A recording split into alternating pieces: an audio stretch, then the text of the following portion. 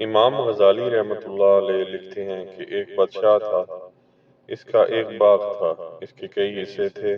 بادشاہ نے ایک آدمی کو حکم دیا، میرے لیے اس ٹوکری میں بہترین اور عمدہ قسم کے پھل لے آؤ، مگر شرط یہ ہے کہ جس حصے میں جاؤ اور وہاں تمہیں کوئی پھل پسند نہ آئے تو دوبارہ اس حصے میں نہ آنا۔ وہ آدمی باغ کے ایک حصے میں داخل ہوا، وہاں اسے کوئی پھل پسند نہ آیا، تو اس طرح وہ ایک ایک کر کے تمام حصوں میں گیا، لیکن کوئی ایک بھی پھل اس کے دل کو نہ بھایا۔ جب وہ آخری حصے میں پہنچا تو حیرت زدہ ہوا، کیونکہ وہاں کچھ بھی نہ تھا اور شرط کے مطابق وہ واپس جا بھی نہیں سکتا تھا۔